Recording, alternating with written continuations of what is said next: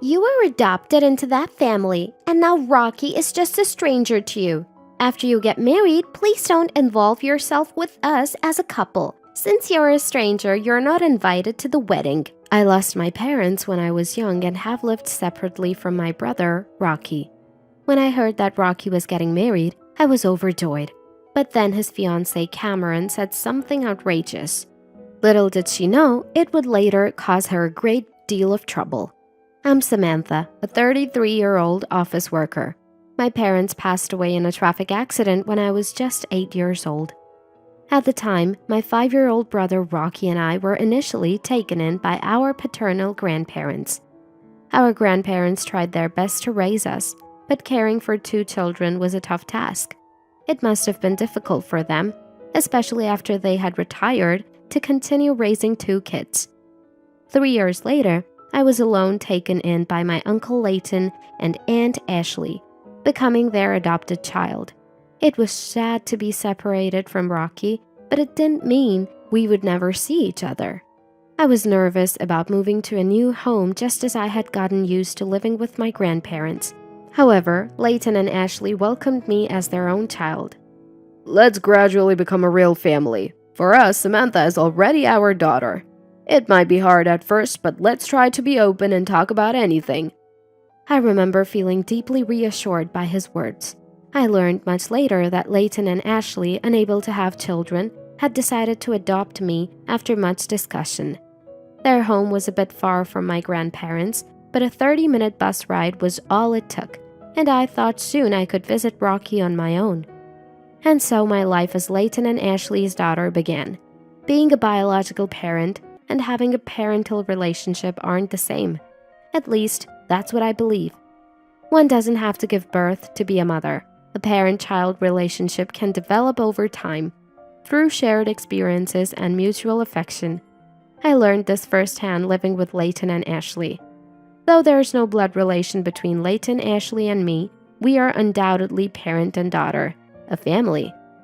I only shared this with close friends, and they were often surprised to hear we weren't biologically related. Some even praised me for growing up well despite my circumstances. But it was all due to Leighton and Ashley's love and patience. Initially, I couldn't fully open up to them, was sometimes willful, and even had a rebellious phase in hindsight.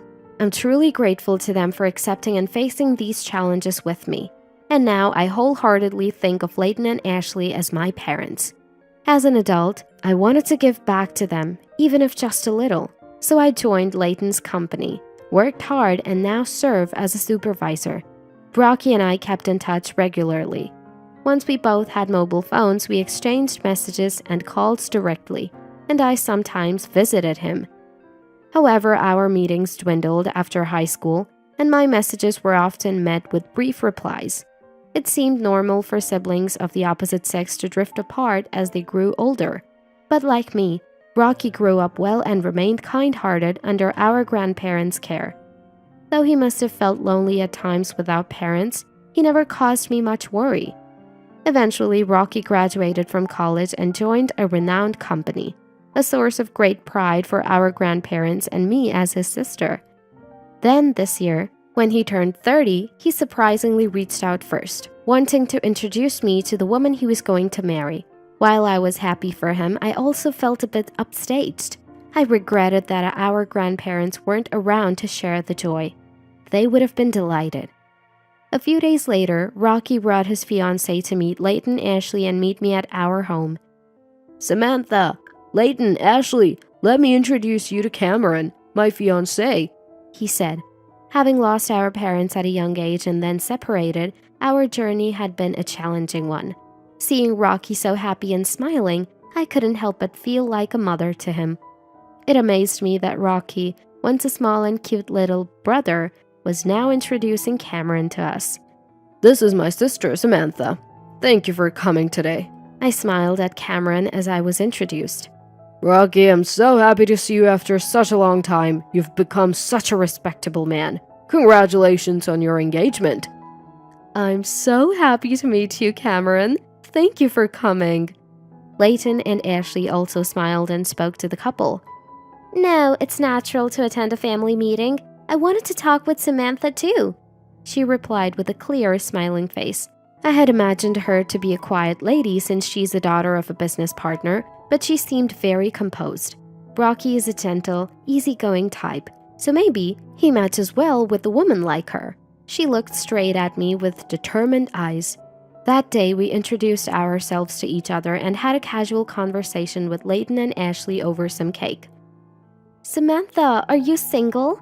Any plans for marriage? You're adopted by this family, aren't you? Don't you live alone? She asked various questions, seeming to investigate, but I felt she was trying to get to know me, her future sister-in-law.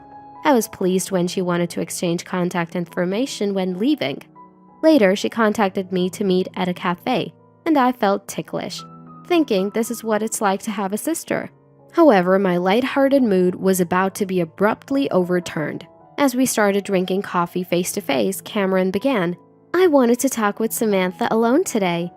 Sure, thank you. It's just us girls here, so if you have any complaints about Rocky or anything hard to say, feel free to tell me. That's not what I want to talk about. Did she just sigh? I felt something off in the atmosphere and looked up, meeting her steady gaze. There's something I want you to promise before we get married. What could it be? The mention of a promise made me a little nervous, especially since her gaze was so intense. Samantha, you're an adopted child of that couple and single, right? Yes, that's right. I was surprised by her sudden question, but answered. Rocky is now a stranger to you, right?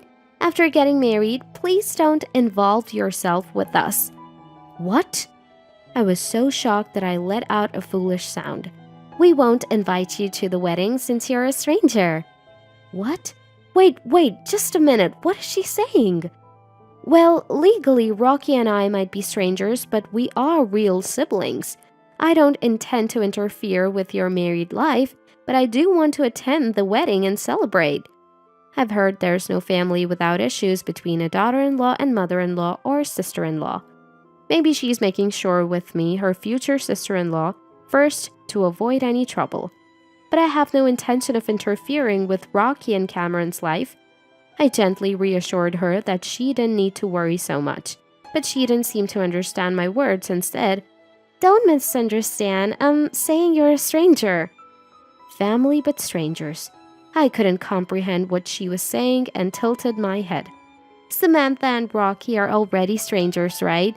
Moreover, you're still unmarried and living with such an elderly couple.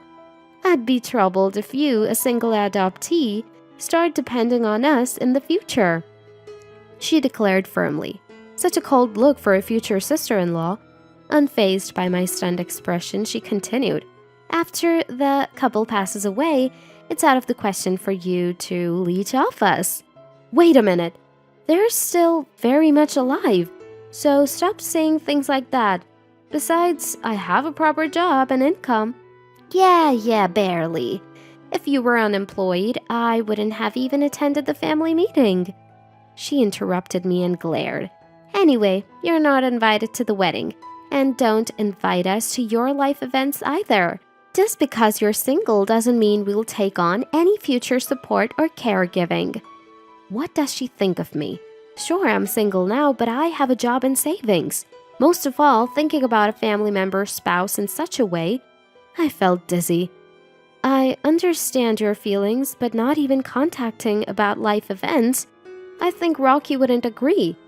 Just because we've seen each other less as adults doesn't mean the family bond is gone. Despite being shocked, I replied firmly, Well, I guess minimal involvement can't be helped, but please gradually become distant. Her casual words made me feel sad. I'm asking this for our happy married life. If Samantha refuses, it'll make marriage difficult. Rocky was the one who wanted to marry. Please think about his happiness. It seemed like an ultimatum. If I didn't agree, she wouldn't marry Rocky. It sounded more like a one-sided declaration than a request. Rocky's proud smile from the other day came to mind. This condition was unreasonable, but I didn't want to ruin Rocky's wedding. Faced with her absurd demand, I had no choice but to remain silent. That night, when I told Leighton and Ashley about the day's events, they were incredulous. No wonder. Did she really say that? She seemed so pleasant when we talked the other day. I was surprised too. I thought she just didn't want a sister-in-law meddling, but she flat out said we're strangers, and there was nothing I could do. What will you do? Layton asked, concerned. I didn't want to spoil Rocky's happy wedding. I don't agree, but I'll be absent. Once things settle, I plan to meet and celebrate with Rocky alone. I see. But if Samantha is treated like that, we don't feel like attending either. Really? Ashley nodded beside me. Seems like it's her loss, not ours. Huh? I looked puzzled and Layton smiled and nodded slightly. Then, on the wedding day, the sky was clear and blue. I should have been there to witness Rocky's happiest moment, but it couldn't be helped. Then my mobile phone rang. The screen read, Cameron. I felt no obligation to answer. The call stopped, then rang again repeatedly. Ignoring it, the phone rang over and over. On her wedding day, how could she have the time to call so much? So annoying, I muttered, and Layton and Ashley chuckled, guessing who was calling. I put it on silent mode, but now it vibrated repeatedly. I wondered what face she made, having declared me a stranger. Eventually, the phone quieted down, but my call log was filled with Cameron's name, almost like a stalker. I found it funny. There were several voicemail messages, but I had no desire to listen. That afternoon, while enjoying snacks with Layton and Ashley, the doorbell rang insistently. When I went to the door, Cameron barged in furiously. Why didn't you answer the phone? Do you know how many times I called? Isn't it your wedding day? What do you want at a stranger's house? Your absence ruined the wedding. Really? I smiled back, full of ease. So you're saying I made Layton and Ashley not attend too? I didn't do anything. I just didn't go to the wedding as you told me. Really? That's right, isn't it? You're the one who told me, who wanted to attend Rocky's important wedding, that I couldn't come because I'm a stranger. Why should I answer a call from a stranger? Don't use such twisted logic. What brings you here then? Well, because Layton is the branch president of the Electrical Industry Association, right? Someone mentioned his absence at the wedding. Cameron! Suddenly, Rocky burst in. Rocky? I'm sorry, Layton. Ashley, I left without stopping her, thinking she'd be here. Samantha, I'm sorry too. I didn't know anything. What happened? I was told by Cameron that Samantha wouldn't attend. She said she had to meet her boyfriend's parents on this day and couldn't tell me. I thought it couldn't be helped. Huh. Quite a convincing lie she had prepared as a reason for me not attending Rocky's wedding. I'm almost impressed. Then today, when attendees learned Layton was absent, they asked why the chief guest was missing. Someone close to Layton said because Samantha refused attendance, the branch president also did not attend. Moreover, Samantha is the groom's real sister. What does this mean? Cameron's parents were shocked. We didn't know about this, they said. Then it all spiraled into a big commotion with relatives and the other guests. I guess the wedding turned into chaos, whether it was expected or not. Cameron, who had been listening to Rocky with clenched lips, glared at me again. It's your fault. I was criticized as cruel and inhuman. If only you had answered the phone and come to the wedding, you heartless person. Who's the heartless one, I wonder? Layton, who had been quietly observing, stood up and spoke. I decided not to attend on my own. Samantha actually wanted to attend for Rocky's sake. Really? I'm a business owner and currently serve as the branch president of the Electrical Industry Association. I have relationships with Rocky's major manufacturer and your father's parts factory, but you've ruined this connection. Such discourtesy will become known, and it'll not only affect your position but also your father's company. Oh! By the way, Samantha is now a chief officer in our company. She's studying technology and management every day and is indispensable. She's been the secretary of the Electrical Industry Association for 2 years now, so she has a considerable network in the industry. What? Cameron, who had looked down on me as a single poor nuisance, was shocked. Indeed, these siblings lost their real parents when they were young. It's a sad story, sadder than we can imagine. Leighton continued in a calm, dignified voice. But Samantha has bravely forged ahead in life. You, who judged her unilaterally as an adoptee and single, are far more than foolish. Cameron had no comeback. She didn't have the words to argue with Leighton. She turned her anger back on me. This liar! If I knew this person was important and rich, I would have let you attend the wedding. Enough already, I said firmly to her, who still couldn't say anything but that. I tried to talk about my work, but you didn't listen, did you? Everyone introduced themselves on the day of the family meeting. You only remembered that I was single and an adoptee. You end up in such situations because you judge people only by their titles and appearances. I'm not here because I can't afford to live alone, but because I want to be with my parents, Leighton and Ashley. What? We're family. Now, stranger, please leave. Wait! If you don't mediate, I'll be the bad guy. Do something, sister. I'm not your sister. I'm a stranger. I smiled and corrected her. He's my cute little brother's fiancé, so you're like a sister. Stubborn, aren't you? Take responsibility for what you said. If you smooth things over, I'll take back what I said before. There's nothing I can do as a stranger. Wait, what? Then, goodbye. Wait, don't go like that! Come on, let's go. I still have a lot of questions for you. Cameron, still protesting, was forcibly taken away by Rocky. After that, Rocky and Cameron's wedding was called off midway, and Cameron was billed for the cancellation fees. She complained it was unfair, but her parents accepted it was their daughter's fault. Her father's company, though she was a president's daughter, was just a small factory. Maintaining relations with Rocky's major company and the Electrical Industry Association, where Leighton served as branch president, was vital for the survival of their business. Now, due to her actions, her parents were busy apologizing. Of course, she was scolded severely for causing such a situation and wasn't even allowed to return home. She tried to stay with friends, but after the wedding fiasco, they distanced themselves and no one was willing to help. Rocky came to apologize for what happened. It turns out she only liked me because I work at a big company and have no parents, so I'm not a hassle. And treating Samantha like a nuisance, I hate that I couldn't see through her. We all cheered up the downcast Rocky together with Leighton and Ashley. It's good that the marriage certificate wasn't issued yet. She was pretty, and if she hid her true nature in front of you, it's no wonder you were deceived.